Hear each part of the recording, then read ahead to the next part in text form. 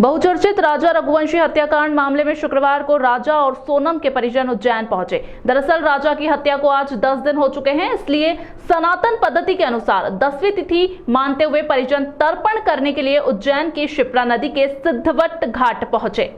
सिद्धवट पर तर्पण का कार्य पंडित राजेश त्रिवेदी ने करवाया। इस दौरान राजा का भाई, मौसी का लड़का और जीजा मौजूद थे। वहीं सोनम का भाई गोविंद भी आया हुआ था। पंडित ने सनातन पद्धति के अनुसार विधि विधान से सभी दशा कर्म करवाए। पंडित राजेश त्रिवेदी ने बताया कि सनातन पद्धति के अनुसार मृत्यु के बाद जो क्रियाक्रम होता है वह आज करवाया गया। यह सभी कार्य मृत राजा की शांति के लिए हुए। सोनम के भाई गोविंद ने कहा कि पंडित जी के कहे अनुसार उन्होंने तर्पण किया है, क्योंकि राजा उनसे छोटे थे और वह जमाई थे, इसलिए उनका भी दायित्व बनता है।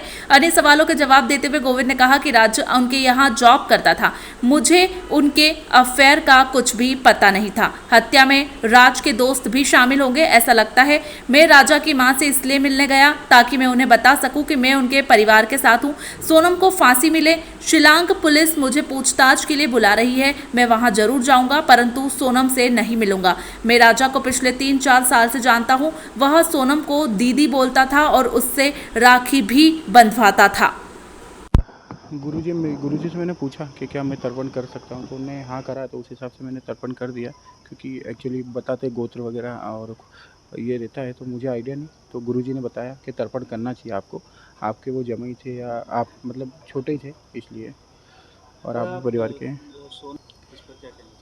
नहीं, मुझे इन सभी चीज़ों का कोई आइडिया नहीं है। मतलब अगर आइडिया होता तो देखिए, राज भी मेरे यहाँ जॉब करता था, सोनम मेरी बहन थी। अगर कोई थोड़ा बहुत भी अंदेशा मुझे होता तो ये चीज़ें यहाँ तक नहीं पहुँचती। तो इस विषय में मुझे कोई भी आइडिया नहीं है। राज के जो दोस्त लगता है ऐसा पॉसिबल है, क्योंकि ये सब चीज़ें जो हो रही है ये सब दोस्ती में, क्योंकि उसके दोस्त सर्कल से ही सब लोग पकड़ा रहे हैं दिनों दिन। और पैसे के लिए करते तो कोई बाहर से भी शायद कर सकते थे, मगर ऐसा कुछ दिख नहीं रहा है। मैं ये भी पूछना चाहूँगा आपसे कि राजा की हत्या के पहले सोनम ने अपना मंगलसूत्र ताज के बगल में रख दिया था, उस पर क्या कहना चाहिए? देखिए, उसका मुझे आइडिया नहीं है, क्योंकि हमें तो जो बैग पुलिस वाले थ्रू जो चेक करवाया गया है उसमें ऐसे कुछ भी मिला नहीं है, और पुलिस वालों ने भी मना करा था कि हमें इसमें कुछ नहीं मिला। हमने इसकी वीडियोग्राफी भी करी है। मैंने खुद बाद में, पुलिस वाले ने पहले चेक करने के बाद में मुझे भी चेक कराया था, मगर उसमें उस समय ऐसा कुछ नहीं मिला था। और पुलिस वालों ने मना भी करा था कि इसमें कुछ भी नहीं है, सिर्फ चांदी की एक परत, जैसे जो बीजासन बोलते हैं, वो निकली थी, और 2 बिछुड़ी निकली थी एक डब्बी में छोटी। बाकी गोल्ड वाला आइटम कुछ नहीं निकला। मैं तो माफ़ी मांग नहीं पाया, मगर मैं मिलने ज़रूर गया था। और मुझे ऐसा माफ़ी के हिसाब से नहीं गया था कि माफ़ कर दीजिए। मैं तो मतलब फैमिली के हिसाब से गया था कि ठीक है, मेरी फैमिली में जो मेरी बहन से गलती हुई है, सब चीज़ें उसको भूल के, मतलब मैं आपकी फैमिली के साथ हूँ, तो उस हिसाब से मैं गया था वहाँ पर।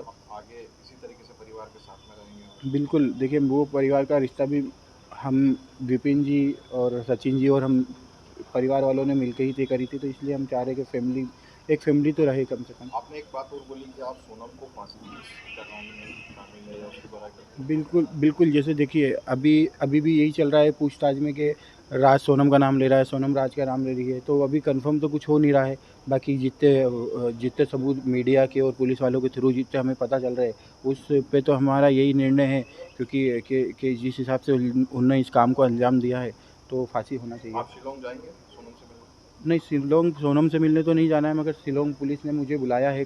कभी भी 2-4-5 दिन में जब भी समय मिले तो आप आइएगा, कुछ मतलब उनको कुछ बात करना होगी।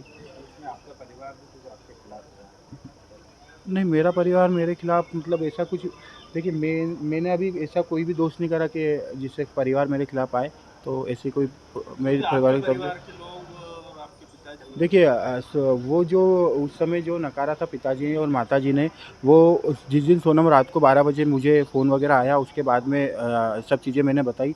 और राज कुशवाहा और जो भी उसके दोस्त वगैरह पकड़ाए थे, इसका अंदेशा परिवार वालों को नहीं था। और ये मैं जब कोलकाता एयरपोर्ट पे पहुंचा और मुझे जब सब मीडिया के थ्रू पता चला कि राज कुशवाहा का हाथ है और ये है वो, तो 9 बजे जब मैंने कोलकाता एयरपोर्ट से उनको फ़ोन लगा के बताया पिताजी को कि पापा ऐसी बात है, और ये सब चीज़ें क्लियर करी, उसके बाद में वो रुक गए थे, क्योंकि उन्हें इन चीज़ों को कोई अंदरसन था। उन्हें भी लग रहा था कि लड़की बेकसूर है, उसको फंसाया जा रहा है। इसलिए राज को तो मैं पिछले 3-4 साल से जानता ही हूँ और स्वभाव तो नहीं लगा क्योंकि हमेशा वो सोनम को दीदी दीदी बोलता था और मुझे तो भैया बोलता है और पूरे सभी के सामने दीदी उसको और मुझे भैया बोलता था और राखी वगैरह भी बनवाता था। हाँ जी,